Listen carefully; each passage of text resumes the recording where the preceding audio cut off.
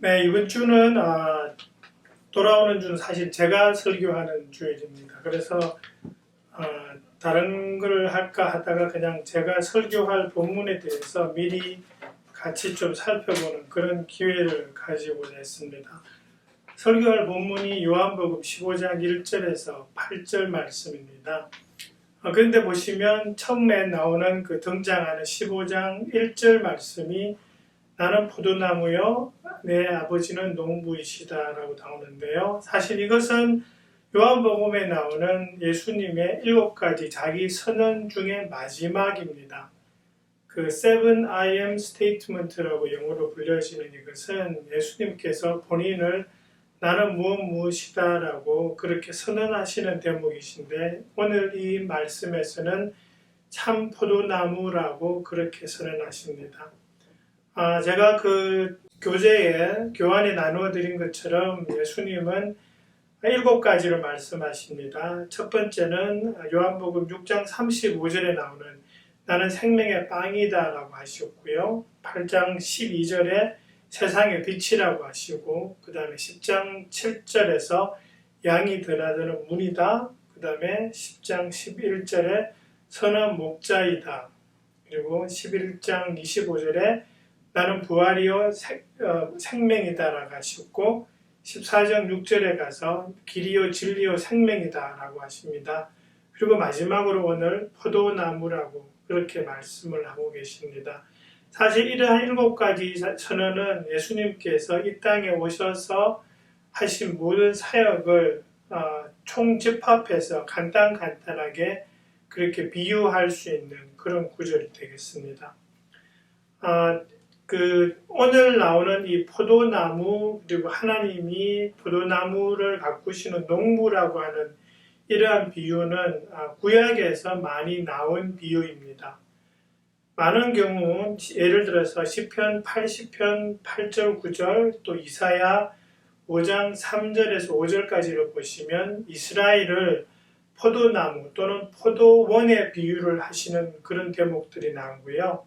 또 하나님을 포도원직이라고 묘사한 구절이 이사야 27장 3절에 있습니다.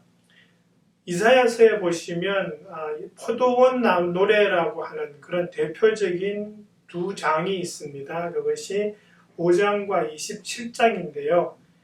그 안에 보시면은 그 이스라엘 백성을 어떻게 표현하냐 하니까 하나님을 거역하는 그러한 이스라엘 백성을 제대로 된 열매를 맺지 못하는 포도나무에 비유를 합니다.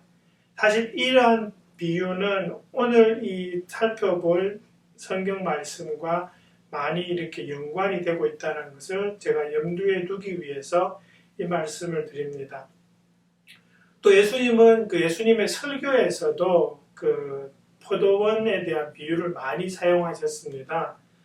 그 포도원 주인과 품꾼의 비유를 여러분 기억하실 겁니다. 아침 일찍부터 오후 늦게까지 밖에 나가서 품꾼을 구하는 그 포도원 주인에 대한 비유가 마태복음 20장 1절 16절까지 나오고요. 그 다음에 그 포도원 소작인들에 대한 비유가 마가복음 12장에 나옵니다. 그리고 그 포도원 가운데 이렇게 무화과 나무가 있는데 그 무화과 나무가 열매를 맺지 못하는 것에 대해서 예수님이 꾸짖으시고 살펴보고자 하시는 그 비유가 누가복음 13장에 나옵니다. 그러면 그렇게 많은 그 비유를 보시면 예수님이 참 이 포도원 비유를 좋아하셨다, 많이 사용하셨다라는 것을 알 수 있는데, 오늘 이 비유는 살짝 다릅니다. 많은 경우 포도원의 이스라엘 백성이었는데 비해서 오늘의 포도나무는 예수님이 직접 포도나무가 되시는 게 오늘의 비유에서 다른 점이고요. 그리고 이 하나님이 포도원 전체를 가꾸시는 그러한 포도원직이었다면, 오늘은 이 포도나무 한 그루를 보살피시는 농부로 등장하는 것이 다른 비유와 오늘의 이 비유가 다른 점입니다. 그리고 보시면 2절부터 이렇게 쭉 나오는데 이제 열매를 맺지 못하는 가지에 대한 말씀을 하십니다. 2절에 벽에 붙어 있으면서도 열매를 맺지 못하는 가지는 아버지께서 잘라버리시고 라는 말씀을 하시는데요. 그 말씀은 6절 뒷부분에 가면은 그 쓸모없는 가지는 버림받아서 말라버리고 사람들이 그것을 모아다가 불에 던져 태워버린다라고 하는데, 열매 맺지 못하는 가지를 자르는 것과 그 다음에 그 뒤에 나오는 것이 많이 이렇게 연관된다는 것 여러분 마음에 두시면 좋겠습니다. 그리고 뒤에 보시면은 2절 뒷부분에 열매 맺는 가지는 더 많은 열매를 맺게 하시려고 손질하신다라는 그 부분을 보시면 어떻게 되냐 하니까 이 하나님의 마음이 느껴지는 부분입니다. 하나님께서 정말 내 사랑하는 백성이 이 땅에 살면서도 하나님을 따르고 하나님 안에서 열매 맺기를 소망하셔서 하나하나 그 가지를 손질하시는 그 하나님의 마음, 그 구약 말씀에서 열매 맺지 못하는 이스라엘을 꾸짖으시면서 안타까워하시던 그 하나님의 마음이 2절 후반부에서 느껴지고 있습니다. 그러면서 또 하나 생각해 봐야 되는 것은 잘라버리시고 불태우시는 이 두 2절과 6절에 있는 말씀이 연관되면서 우리가 생각해 봐야 되는 것은요. 예수님 안에 진정으로 붙어 있는 가지는 자연스럽게 열매를 맺는다는 것입니다. 근데 열매를 맺지 못한다라고 하는 것은 예수님 안에 진짜 붙어 있지 않다라는 것을 암시하고 있는 상황입니다. 그래서 이 불에 태운다라는 말이 있는데요. 성경에서 불은 많은 경우에 심판을 의미합니다. 그러니까 무슨 말이냐니까 예수님 안에 진정으로 붙어 있지 않은 상태에 있는 사람은 심판에 빠질 수밖에 없지요. 그죠? 그 상황을 염두에 두시면 맞아요. 예수님 안에 진정으로 붙어 있으면 우리는 심판을 면하고 진정으로 붙어 있지 않으면 심판을 받게 되는 그 상황을 우리가 지금 볼 수 있다라는 것입니다. 그리고 또 하나 우리가 생각해 봐야 될 것은 뒤에 가서 2절 뒷부분에 그 손질한다라는 말과 3절에 나오는 깨끗하게 된다라는 말은 어원이 같은 단어입니다. 그래서 이런 생각을 해보시면 돼요. 예수님이 전하신 그 복음을 받아들여서 하나님의 자녀가 된 사람은 가지 안에 붙어 있어요. 그리고 난데 붙어 있으면 하나님께서 손질을 해주세요. 그러면 말씀으로 깨끗해지고 믿어서 깨끗해진 사람이 하나님의 손질을 받으면서 더욱더 깨끗해지죠.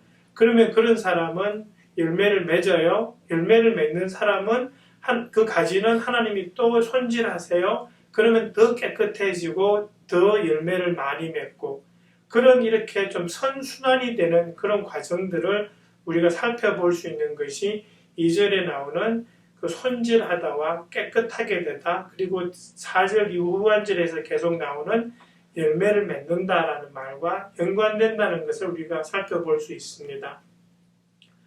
4절 이후부터 이제 자주 나오는 그 말이 뭐냐 하니까 머물러 있다라는 말입니다.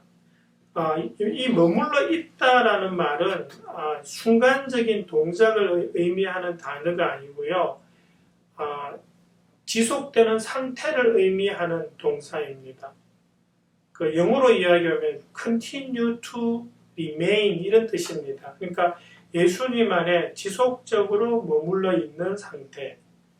여러분 아까 제가 말씀드린 것처럼 나무에 딱 붙어 있다가 붙어 있는 것을 스탑해버리면 잘려나가죠. 그러니까 계속적으로 붙어 있는, 그죠? 그러면서 붙어 있으면서 손질받고, 손질받으면서 열매 맺고, 그런 지속적인 그러한 상태가 바로 이 머물러 있다라는 상황입니다. 그러면서 우리가 좀 생각을 해보면 좋겠어요.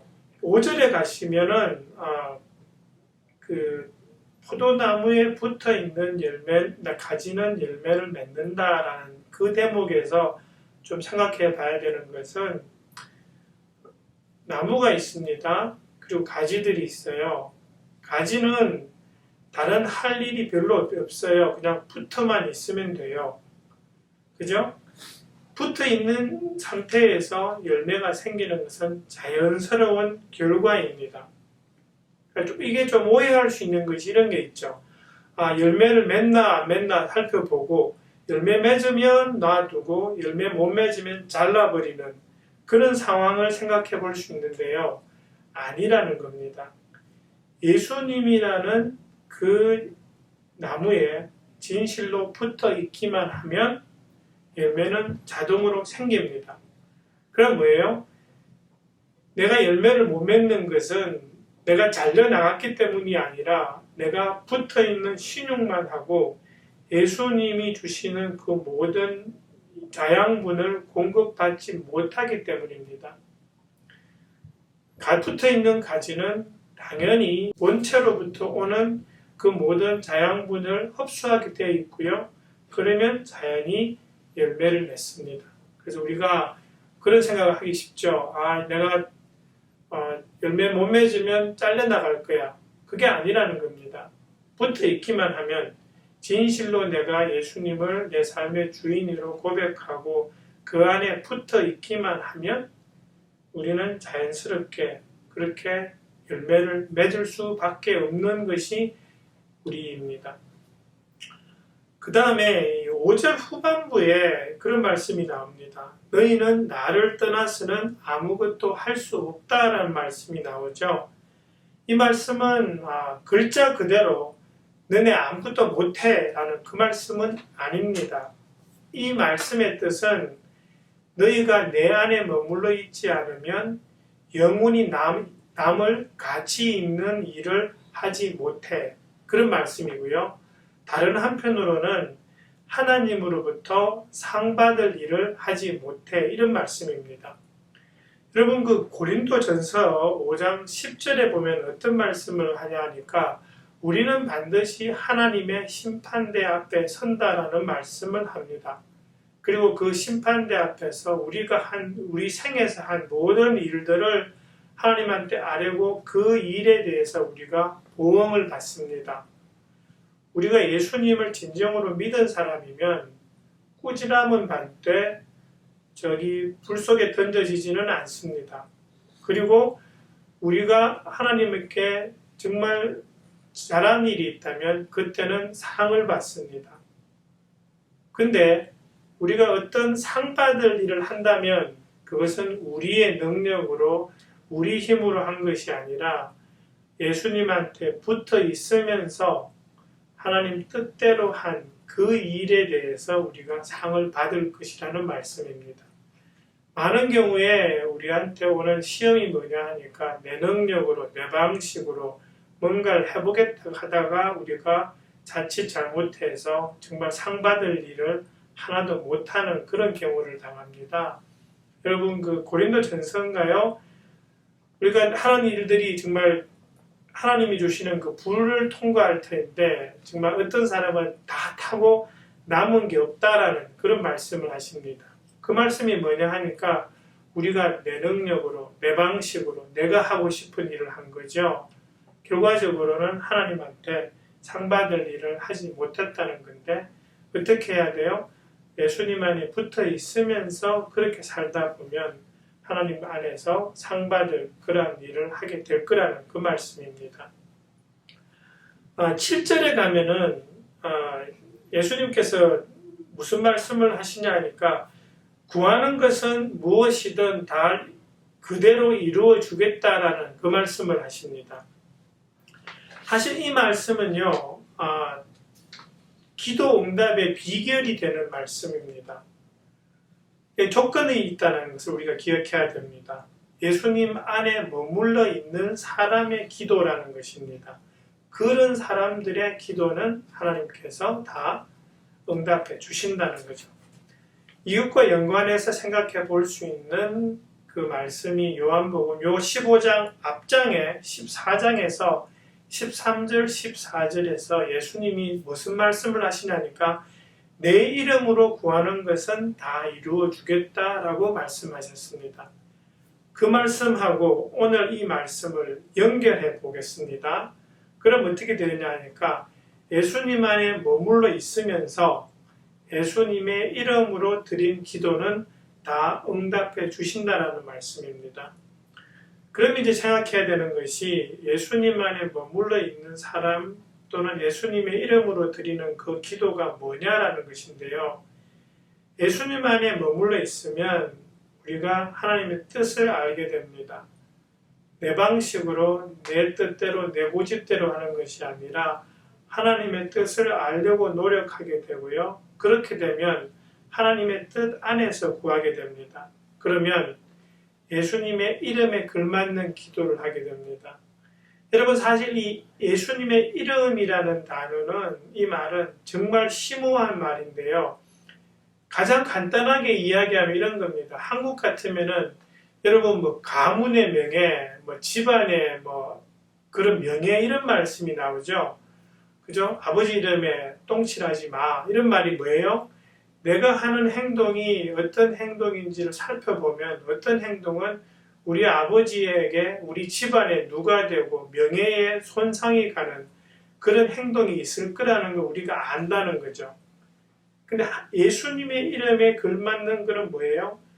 내가 어떤 행동을 하고 어떤 기도를 했을 때 그 결과가 예수님께 누가 되고 예수님의 명예에 손상이 가고 하나님께 하나님 얼굴에 정말 누구 말따나 똥칠을 하게 되는 그러한 기도는 예수님의 이름에 걸맞는 기도가 아니라는 겁니다. 그것은 우리가 예수님 영접한 사람이면 다 압니다. 내가 이런 행동을 하고 이런 것을 했을 때에 이것이 하나님께 영광이 될 것이냐 그런 말입니다.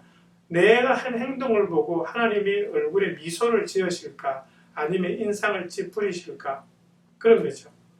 그러면 예수님의 이름에 걸맞는 기도, 하나님의 뜻에 합하는 기도, 성경에 나와 있는 그 하나님의 말씀에 따른 기도, 다시 말해서 예수님을 기쁘게 하는 기도, 그러한 기도를 합니다. 누가요? 예수님 안에 머물러 있는 사람, 그리고 그 사람들이 예수님의 이름으로 드린 기도는 모든 것을 만족시킵니다. 예수님을 기쁘게 하고 예수님의 뜻에 따라 하는 기도가 됩니다. 그러면 그런 기도는 예수님께서 당연히 응답하십니다. 우리가 많은 경우에 오해하는 것이 앞에 있는 거 다 빼버리죠. 뒤에 있는 것만 기억합니다. 너네가 구하는 것은 무엇이든지 너네가 기도하는 대로 이루어 주겠다라고 그 부분만 딱 기억하고 그 앞에 나온 내 안에 머물러 있다라는 말씀과 내 이름으로 구하라는 그 말씀 우리는 다 떼버립니다. 그러면 안 된다는 거죠. 성경에 나와 있는 것은 항상 모든 것을 다 합쳐서 말씀이 일관된가를 살펴보고 우리가 그 말씀을 받아들여야 되는데 오늘 이 말씀은 기도 응답의 비결이 되는 말씀입니다. 어떻게요? 예수님 안에 머물러 있으면서 예수님의 이름으로 드리게 되면 그 기도는 예수님께서 반드시 응답하십니다. 그렇게 해서 모두 다 응답 받으시는 기도를 드리면서 그렇게 사는 저와 여러분 되면 좋겠습니다. 네, 이 말씀으로 준비해 주시고요. 저는 또 내일 다음 주에 설교로 여러분과 만나 뵙도록 하겠습니다. 수고해 주십시오. 감사합니다.